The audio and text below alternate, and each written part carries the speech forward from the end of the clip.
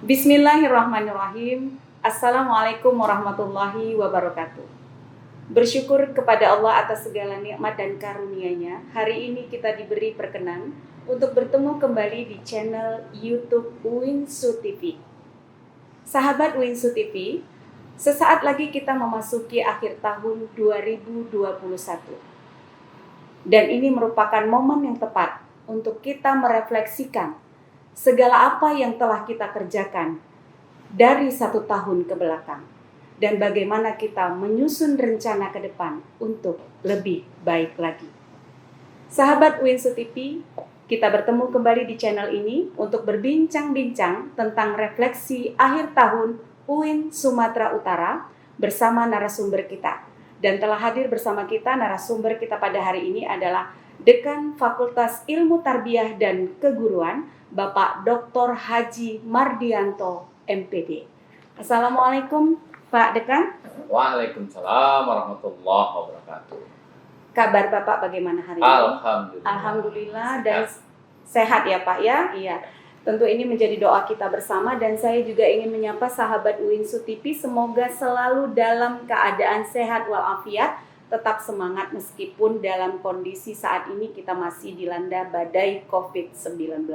Tetap semangat, tetap sehat. Sahabat Uinsu TV, kita akan berbincang-bincang dan kita memulai bincang-bincang ini dengan Pak Dekan kita. Pak Dekan, saya ingin bertanya nih, Fakultas Ilmu Tarbiyah dan Keguruan mempunyai jumlah mahasiswa yang cukup tinggi. Untuk UIN Sumatera Utara adalah jumlah mahasiswa yang paling besar. Demikian juga tentunya dengan tenaga pendidik dan tenaga kependidikan yang ada di Fakultas Ilmu Tarbiyah dan Keguruan.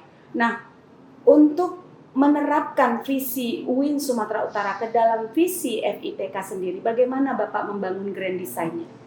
Terima kasih Bu Yuni. Assalamualaikum warahmatullahi wabarakatuh. Sahabat Uinsu TV yang saya hormati, senang sekali saya bisa bergabung di channel YouTube Uinsu TV ini. IAIN UIN Sumatera Utara itu berdiri sejak tahun 1973. Pada saat itu Fakultas Tarbiyah itu bersama membangun sejak awal. Sampai hari ini tahun 2021, FITK UIN Sumatera Utara Medan dipercaya oleh masyarakat untuk menitipkan putra-putri terbaiknya, khususnya dalam bidang pendidikan, sehingga kita sekarang ini mempunyai mahasiswa 7.000, sehingga saat ini kita mempunyai mahasiswa 7.717 mahasiswa dan sebanyak 172 dosen. Ini membuktikan bahwa amanah masyarakat terhadap Fakultas Tarbiyah cukup tinggi. Sebagai bagian dari UIN Sumatera Utara Medan, maka FITK itu adalah subsistem dari UIN. Karena subsistem, visi misi UIN Sumatera Utara kami jabarkan dalam visi misi FITK. Sampai hari ini kami menetapkan bahwa visi FITK UIN Sumatera Utara Medan itu adalah menjadi fakultas yang unggul dalam pengembangan pendidikan Islam terpadu berbasis transdisiplin untuk menciptakan masyarakat pembelajar yang mandiri tahun 2040. Kami berharap visi ini bisa menopang untuk keberhasilan UINSU UIN. Berapa prodi Pak saat ini yang ada di Fakultas Ilmu Tarbiyah dan Keguruan? Ya, terima kasih. FITK hari ini mengelola 11 program sarjana. Banyak sekali ya Pak, ya, 11 program sarjana. Kita juga sedang mengelola 3 program magister dan 1 program doktor. Alhamdulillah, ke-15 program studi ini sedang eksis dan membenahi semua animo masyarakat, insya Allah bisa kami layani dengan baik. Ini menunjukkan besar sekali animo masyarakat terhadap Fakultas Ilmu Tarbiyah dan Keguruan ya Pak ya? Iya. Pak Dekan, Di tahun 2021 ini, UIN Sumatera Utara fokus pada pembenahan dan pengembangan akademik. Bisa diceritakan Pak apa saja yang sudah dilakukan oleh Fakultas Ilmu Tarbiyah dan Keguruan untuk pengembangan dan pembenahan akademik ini? Oke, terima kasih. Akademik itu adalah core activity sebuah perguruan tinggi. Maka kepemimpinan kami di tingkat dekanat untuk pengembangan akademik ini kami lakukan. Yang pertama adalah pengembangan tenaga pendidikan. Dimulai dari bahwa seluruh dosen kami support untuk meningkatkan kompetensi dengan cara meningkatkan parental keilmuan. Ini adalah program kami. Apa itu parental keilmuan? Dosen-dosen kami memiliki 8 guru besar, sejumlah doktor, dan sebagian masih magister. Di antara mereka sedang meningkatkan kualifikasi pendidikan untuk menyelesaikan program doktornya. Parental keilmuan ini menuntut setiap dosen harus memiliki urut keilmuan sampai kepada sumber siapa guru awal dari ilmu yang digeluti. Bahkan dari ilmu pertama dia harus mempunyai sanad sehingga dosen-dosen tersebut mumpuni dan mereka cakap pantas menjadi seorang dosen profesional. Yang kedua, kami juga sedang mengembangkan apa yang disebut dengan digital berbasis hati. Seluruh dosen mempunyai aplikasi baik secara individu maupun aplikasi untuk kegiatan institusi. Keterampilan digital bagi dosen itu harga mati. Jadi dosen-dosen kami terus mengembangkan ini dan kami support bagaimana dosen untuk menggunakan aplikasi-aplikasi. Dan yang ketiga, dosen kami mengembangkan apa yang disebut dengan kolaborasi dengan berbagai pihak. Itu adalah setiap dosen di EPTK adalah konsultan pendidikan. Konsultan apa? Kami mempunyai lebih dari 50 perguruan tinggi untuk berkolaborasi. Setingkat prodi mereka mempunyai MOU, MOA, dan Letter of Activity baik setingkat lokal, nasional, regional bahkan internasional. Apa yang mereka lakukan? Kami tidak hanya melulu sampai tingkat internasional, bahwa madrasah ibtidaiyah di sebelah kampus pun kami MOA dengan mereka. Karena itu adalah warga kita tentang pendidikan. Apa yang dilakukan? Setiap dosen menjadi konsultan di setiap satuan pendidikan. Strateginya apa? Guru besar dan lektor kepala levelnya konsultan sebuah yayasan atau sebuah perguruan. Setingkat lektor, dia adalah konsultan satuan pendidikan. Konsultan madrasah aliyah, sanawiyah, SD, SMP, SMA, RA, TK, dan lain sebagainya. Setingkat asisten ahli, konsultan MGMP, KKG, MKKS. Jadi semua dosen-dosen kita tidak hanya melulu di kampus, tapi mereka juga peduli lindungi pendidikan.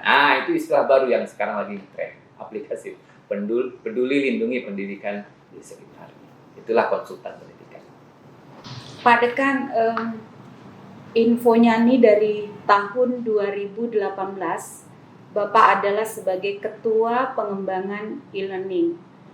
Nah, sesuai dengan yang Bapak sampaikan tadi bahwa salah satu program dari FITK adalah bagaimana kita menguatkan digitalisasi, dan salah satunya sebagai pegiat e-learning adalah metode pembelajaran e-learning. Bagaimana Pak, bisa diceritakan nggak nih Pak, di tengah kondisi COVID kita memakai e-learning, bahkan mungkin nanti setelah COVID tetap diberlakukan nih Pak ya?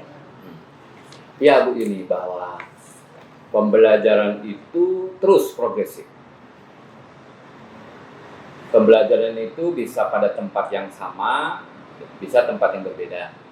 Bisa pada waktu yang sama, bisa pada waktu yang berbeda. Itulah yang menjadi dasar kita bahwa waktu itu UIN Sumatera Utara Medan mengembangkan e-learning untuk dosen-dosennya. Adanya COVID-19 ini justru memicu bahwa e-learning itu ternyata sebuah jawaban. Tetapi jawaban itu bukan hanya karena COVID. Perspektif ke depan, kampus-kampus ke depan, kini sedang mengembangkan apa yang disebut dengan kampus cyber. Mereka semua berbasis e-learning. E-learning itu salah satu bentuk pembelajaran. Jadi bagi FITK khususnya, dan kita berharap juga UIN, e-learning ini terus menjadi bagian pengembangan pembelajaran. Apa yang bisa kita kembangkan dari e-learning? Kita terus mengadaptasi perkembangan teknologi. Khusus dalam hal ini, Bu Yuni, FITK menstrukturisasi kurikulum. Ada muatan kurikulum, satu mata kuliah di FITK, kami masukkan nama mata kuliah itu adalah teknologi pendidikan. Apa isinya? Pertama, isinya adalah bagaimana merubah mindset mahasiswa, bahkan dosennya. Pembelajaran itu harus berbasis elektronik, berbasis IT. Yang kedua, mahasiswa akan diberi keterampilan bagaimana mereka punya kecakapan konten kreator, literasi yang mumpuni, bahkan mereka mampu mengaplikasikan berbagai aplikasi-aplikasi terkait dengan pembelajaran. Jadi memang tarbiyah, Winsu, e-learning adalah sebuah masa depan dan harus kita sambut. Kampus cyber, ya, Kampus tertarik cyber, sekali betul. dengan kampus cyber dan e-learning merupakan sebuah jawaban, ya, Ya. Pak Dekan ya. Pak Dekan, kemudian saya ingin sekali menanyakan tentang saat ini tentu Pak Rektor kita sangat menggaungkan Wahdatul Ulum, ya Pak Dekan ya, Wahdatul Ulum. Nah, bagaimana sih di Fakultas Ilmu Tarbiyah ini mengimplementasikan Wahdatul Ulum ini, Pak? Ya. Wahdatul Ulum itu kan sebuah paradigm atau paradigma keilmuan. Maka kami di FITK menurunkannya dalam visi misi, tujuan, kemudian menurunkannya dalam proses pembelajaran. Semua proses pembelajaran berbasis Wahdatul Ulum. Hari ini, selama setahun ini, dosen-dosen dibina, dilatih keterampilan bagaimana mengimplementasikan. Kemudian mata kuliah dalam pengembangan RPS itu juga diberi muatan Wahdatul Ulum. Sampai kepada perumusan bagaimana seorang alumni yang mempunyai ciri Wahdatul Ulum. Kami di FITK UIN Sumatera Utara Medan, di samping Wahdatul Ulum dan transdisiplin yang sedang dikembangkan oleh Pak Rektor ini, oleh UIN ya, tetapi juga ada yang disebut dengan Merdeka, Kampus Merdeka dan Merdeka Belajar. Jadi ini terkait. Ketika kita mau menjalin kerjasama kampus Merdeka dengan kampus lain, mereka menanyakan, apa keunggulan UIN? Kita jawab, kita punya Wahdatul Ulum. Jadi memang Wahdatul Ulum ini hari ini bukan persoalan layak jual, tetapi itu yang memang sedang dicari orang. Dan inilah yang sedang kami kembangkan di FITK UIN Sumatera Utara. Iya. Kemudian Pak Dekan, kalau kita mengkaitkan ini dengan riset nih, riset di Fakultas Ilmu Tarbiyah dan Keguruan, bagaimana mengembangkannya, Pak? Riset. Bedanya dosen dan guru itu kan salah satu tridharmanya adalah riset. Iya. Saya harus menyampaikan ini, bahwa perguruan tinggi terbaik pada zaman dulu adalah perguruan tinggi menciptakan ilmuwan. Kemudian bergeser pada periode berikutnya, perguruan tinggi yang menciptakan riset-riset. Dan terakhir, perguruan tinggi yang menciptakan entrepreneur. Tentang riset sebagai bagian dari tridharma, kami strategi di FITK itu pertama, mengkolaborasikan dosen senior dengan dosen junior. Ide-ide banyak pada dosen senior, tetapi untuk peneliti lapangan, semangat dan sebagainya, itu adalah dosen junior. Jadi mereka, kita beri pelatihan bagaimana membuat kolaborasi sampai hasilnya untuk jurnal, mungkin setara dengan jurnal-jurnal berreputasi internasional. Dan itu sudah kami lakukan di FITK. Riset-riset yang kami lakukan juga sebagian dosen itu berkolaborasi dengan dosen di perguruan tinggi lain. Bahkan sebagian dosen di Tarbiyah itu mendapat bantuan BOPTN, bahkan dari Pemda, tetapi bukan hanya itu yang kami banggakan. Dosen kita mendapat bantuan penelitian dari yayasan filantropi seperti Tamuto Foundation. Dosen kita berkolaborasi dengan tempat di mana mereka menjadi konsultan pendidikan tadi, madrasah ibtidaiyah, sanawiyah. Mereka mau membiayai riset untuk sekolahnya. Jadi dari hal yang kecil-kecil, dari sanalah kita mulai. Jadi riset-riset yang kecil sederhana, khususnya terkait pendidikan tentunya. Nah, itu yang kami kembangkan.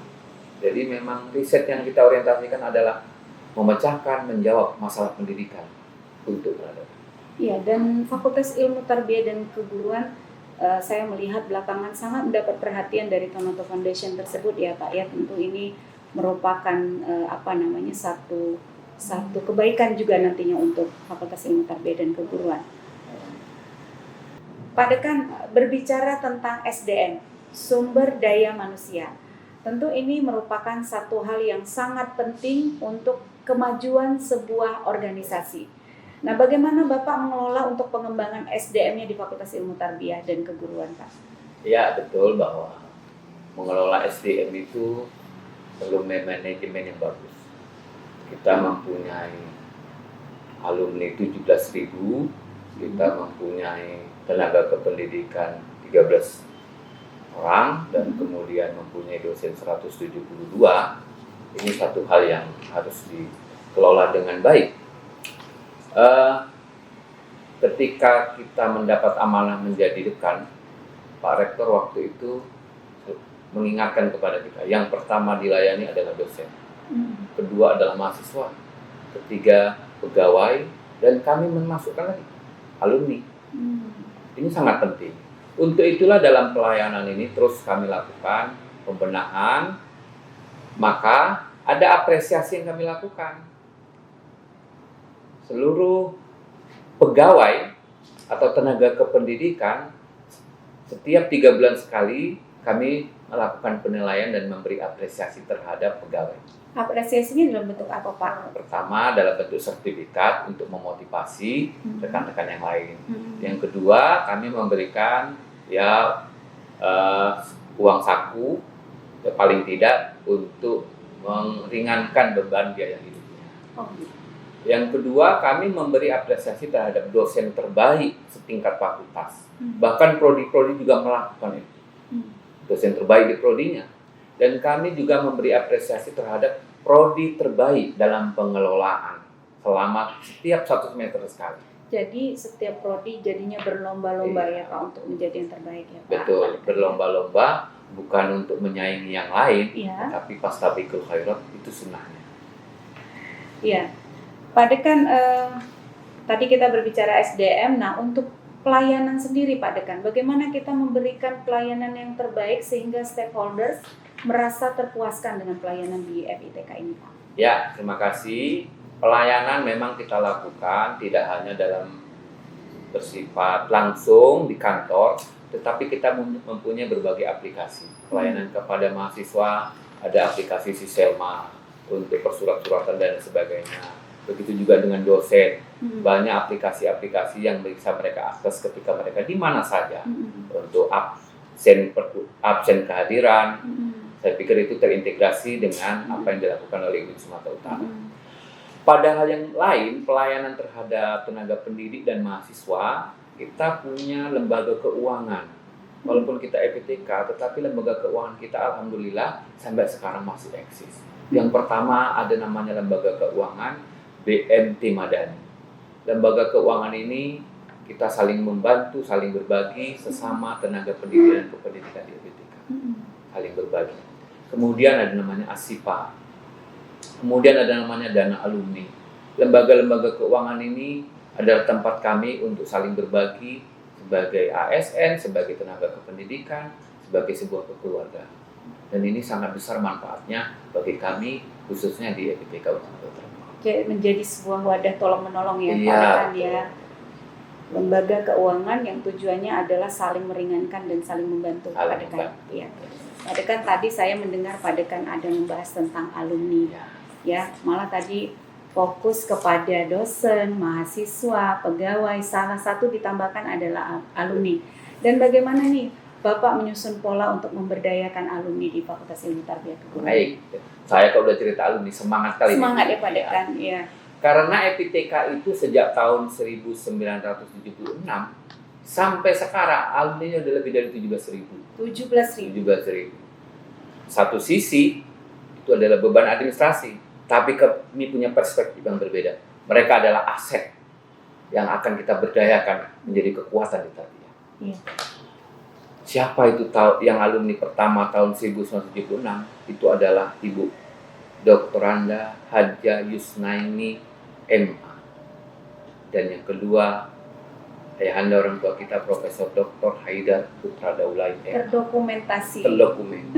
Alhamdulillah pada tanggal 12 Oktober tahun 2021 kita lakukan pertemuan silaturahmi alumni. Mereka berdua hadir. Dan waktu itu Pak Rektor mengikutinya sampai akhir.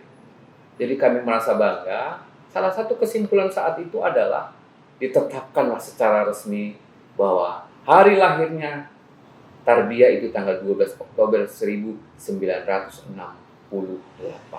Sudah tua. Terus secara kontinu akhirnya setiap Selasa malam kami ada melakukan pertemuan alumni walaupun bersifat cuk. Tiap-tiap prodi, akhirnya 11 prodi. Terus secara bergiliran ada pertemuan alumni. Apa rekomendasi dari pertemuan-pertemuan alumni itu? Yang pertama, silaturahmi. Dari 17.000 itu sudah terdokumentasi dengan bagus. Hari ini ada komunitas-komunitas, ada WA group dan lain sebagainya. Itu menjadi instrumen bahwa pertemuan alumni ini sangat penting. Jadi 17.000 alumni EPTK sudah kami jalin secara administrasi dan mudah-mudahan itu menjadi kekuatan EPTK. Iya, 17.000 alumni yang Bapak rasakan apa nih kemanfaatannya dengan adanya komunitas alumni ini, Pak? Ya, sebenarnya mereka itu pingin membantu, pingin berbagi. Sementara kita di EPTK dalam hal tertentu kita pingin menjadikan mereka adalah keluarga kita. Nah, perlu media, perlu secara bersama membangun dan kolaborasi. Saya harus sampaikan, alumni kita yang jadi anggota DPR, alumni kita menjadi ketua ormas sampai tingkat pusat, alumni kita yang di luar negeri, alumni kita yang menjadi aparat pemerintah, TNI, Angkatan Laut, Angkatan Udara, semua ada. Jadi ini kan sebuah aset. Jadi jangan berpikir bahwa alumni Tarbiyah itu hanya bisa jadi guru ya, Pak, ya? Tidak. Ya, betul. Makanya menciptakan lebih dari sekedar guru. Begitu Bu Yuni. Nah, jadi alumni EPTK bisa pada hal-hal yang berbeda. Kelihatan sekali semangatnya ya Pak kalau udah berbicara tentang alumni. Tadi Bapak bilang dan saya merasakan bahwa Bapak merasa sangat semangat ketika berbicara tentang alumni. Ya, Pak Dekan, tadi kita berbicara tema kita adalah refleksi. Tentu saja refleksi bagaimana kita mengenang perjalanan kerja kita selama 1 tahun sebelumnya dan bagaimana nih Pak untuk rencana ke depan Bapak dalam memajukan Fakultas Ilmu Tarbiyah dan Keguruan ini. Iya, tahun depan kita penuh dengan harapan. Iya. Tahun ini kita memang melakukan pembenahan. Tahun depan sudah mulai kita melakukan aktivitas yang langsung berbukti nyata. Akreditasi sudah di depan mata. Pembenahan administrasi, aplikasi sudah kita lakukan dengan baik. Dan mudah-mudahan kita tidak lagi menceritakan bagaimana potensi aset dan sebagainya. Kita sudah mulai mengembangkan manajemen yang lebih bagus, adaptasi terhadap keadaan. Yang kedua, kami dosen-dosen dan seluruh tenaga kependidikan di EPTK sudah bertransformasi. Era digital adalah masa depan. Kami semua sudah memulai bahwa kami berubah untuk era digital itu. Dan yang ketiga, tentang alumni lagi, kami sudah berniat akan mendirikan satu yayasan atau lembaga untuk alumni. Kecil-kecil Bu Yuni, saya sudah menyiapkan satu ruang alumni di kantor kanan. Nanti sekali Bu Yuni boleh ke sana. Insya Allah. Di sana akan bergabung seluruh alumni. Kepengurusan alumni sudah ada. Jadi potensi alumni akan kami gabung. Nanti kalau sudah didirikan yayasan atau lembaga, mereka akan tergabung, menghimpun segala potensi aset. Dan mungkin mereka akan menyumbang ke Tarbiyah, mungkin menyumbang ke UIN Sumatera Utara. Iya. Dan mudah-mudahan dari alumni, dari Tarbiyah, UIN Sumatera Utara semakin jaya di masa yang akan datang. Amin, amin. Pak Dekan, menarik sekali yang kita bincangkan pada hari ini, namun waktu yang memisahkan kita untuk bincang-bincang pada hari ini. Saya mengucapkan terima kasih ya Pak ya atas bincang-bincang kita pada hari ini yang sangat luar biasa. Ya. Dengan penuh semangat Pak Dekan memaparkan ya bagaimana FITK. Tentu ini mendapatkan perhatian ya bagi sahabat-sahabat UIN TV kita. Jadi sekaligus promosi nih Pak Dekan. Ya. Jadi kalau masih ada yang bingung-bingung mau memilih prodi, mau memilih fakultas apa, ternyata di FITK ini adalah tempat yang kalian bisa untuk mengimplementasikan kemampuan kalian di FITK. Sahabat ya, sahabat Uinsu TV. Sahabat Uinsu TV, karena tadi kita sudah menutup perbincangan kita dengan Pak Dekan Ilmu Tarbiyah dan Keguruan, maka demikianlah acara kita pada hari ini di channel Uinsu TV. Kami mengucapkan terima kasih atas perhatiannya, dan satu pesan saya, jangan lupa subscribe dan like channel Uinsu TV. Terima kasih atas perhatiannya. Wassalamualaikum warahmatullahi wabarakatuh. Waalaikumsalam warahmatullahi wabarakatuh.